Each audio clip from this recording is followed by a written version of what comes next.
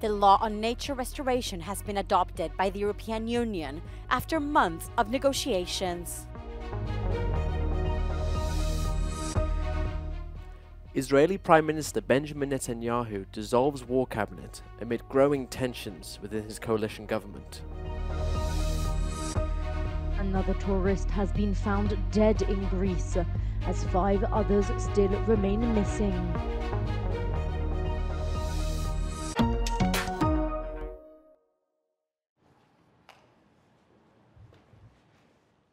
The law on nature restoration has been adopted by the European Union after months of negotiations. Meeting in Luxembourg on Monday, the environment ministers reached a qualified majority.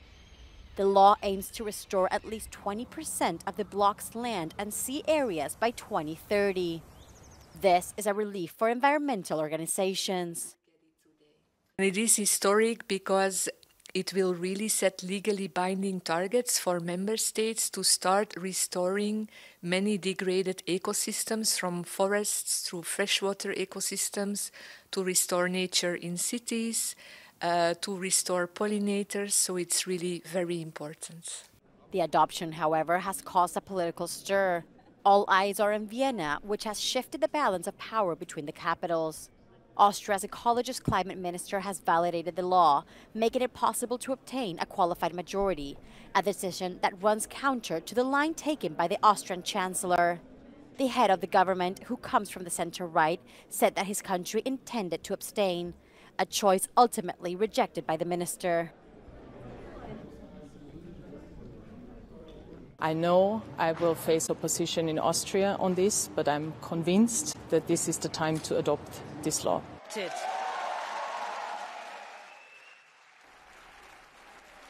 The vote puts an end to a long campaign of political contestation, led mainly by the EPP. We are all on this. It's not even a debate about nature restoration anymore. Es una ley que apuesta por el diálogo para poder conseguir una restauración de los ecosistemas, dando una oportunidad a que el conjunto de actividades económicas que dependen directamente del buen estado de conservación de la naturaleza puedan seguir desarrollándose. In the long term, the law aims to restore all ecosystems in need by 2050. The member states will now have to submit their national plans for implementing these commitments to the European Commission.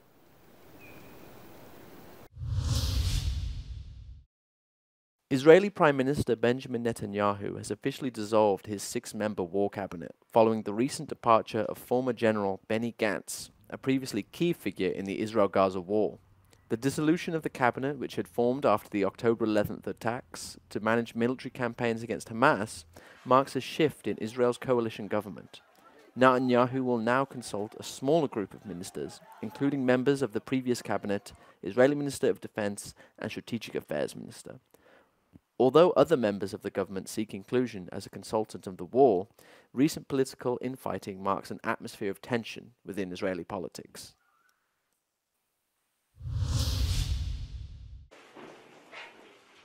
This week, Russian President Vladimir Putin will visit North Korea for the first time in 24 years. The leaders recently discussed boosting the country's defensive ties, according to Russian and North Korean officials. Many expect this fresh round of talks to touch on further strengthening the pair's alliance and advancing arms transfers, an allegation both nations have denied. Moscow previously said it appreciates Pyongyang's support for Russia's military invasion of Ukraine.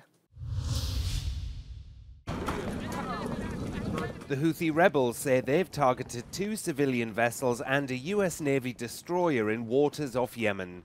The destroyer and a crude oil tanker were hit with missiles in the Red Sea, while a second tanker was targeted with drones in the Arabian Sea. The Houthis started targeting shipping in November in solidarity with Palestine, but the strikes often hit ships unrelated to the war. The attacks have halved traffic in a maritime corridor crucial for cargo between Asia, Europe and the Middle East.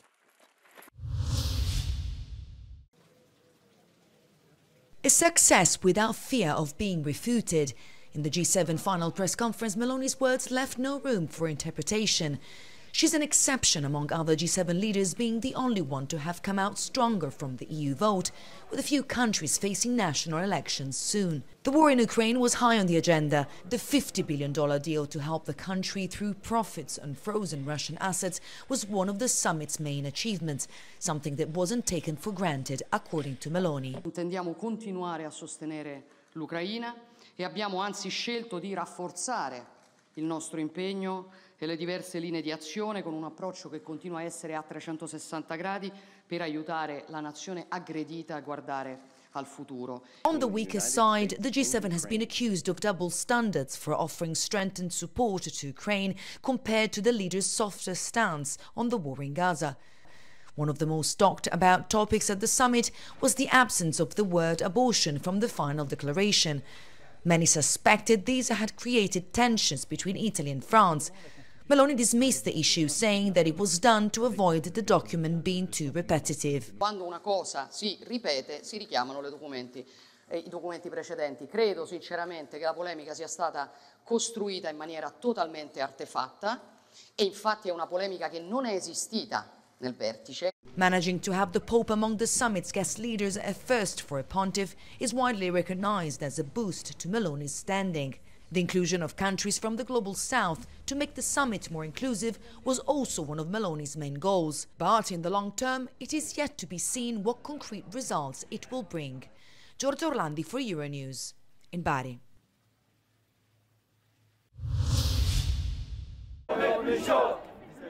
More than 4,500 people have marched through Brussels in protest against right-wing ideology. Organised by the Anti-Fascist Coordination of Belgium, the march brought together around 20 social movements and organisations. It's the second major march in the Belgian capital denouncing the far right since the EU elections on June the 9th, which saw right and far right parties winning big. Cette marche est importante aujourd'hui pour montrer un message d'espoir face au message de désespoir que l'extrême droite veut nous porter. Elle est importante pour montrer qu'on est solidaire avec tout le monde, peu importe leur nationalité, peu importe ce qu'ils gagnent, peu importe ce qu'ils font.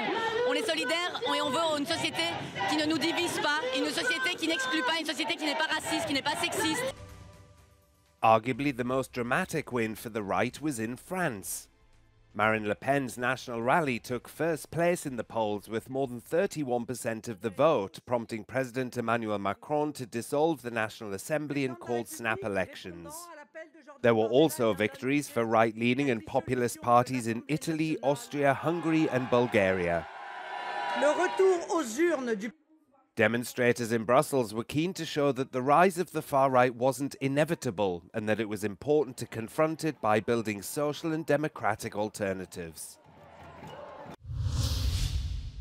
An American tourist reported missing in Corfu has been found dead, according to authorities. He is the fourth in recent weeks. The 55-year-old man vanished from his hotel on the Greek island of Mithraki last Tuesday and was found dead on Sunday. Greece has been undergoing a recent streak of disappearances and deaths. Some, if not all, had set out on hikes in very hot temperatures as Greece is hit by a heat wave. 2 French tourists, an American and 2 Israelis are still reported missing.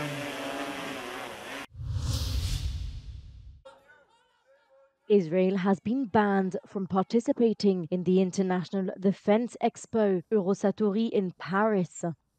A French court last week ruled in favor of 4 NGOs that requested Israeli companies, as well as the participation of employees or representatives of any nationality, be banned in the show. Activists are still protesting, as many other arms manufacturers attending are still selling to Israel. The event organizers said they will appeal the court decision as soon as possible. The exhibition runs to Friday. A first for a Portuguese director at Cannes, Miguel Gomes' Best Director Prize, one of the most important at the 77th edition of the Cannes Film Festival, comes for a director already used to the big stage. After Taboo and the Arabian Nights trilogy, Gomes' Grand Tour brought the prestigious award, which he has cherished since he was a child. Como espectador de cinema, desde miúdo, vou começar a ver filmes portugueses, a pensar isto é possível fazer este cinema no meu país, foi marcante, foi mesmo decisivo, e eu tenho um sentimento de pertença relativamente ao cinema português. Não sei se vou dizer uma heresia, mas eu sinceramente sinto-me mais esse sentimento de pertença relativamente ao cinema português do que relativamente ao próprio país. Set in 1918, Grand Tour depicts the story of a man who runs away from his fiancée, traveling through various countries in Asia. The film itself is the result of a long trip by the director with a small crew to the four corners of the continent.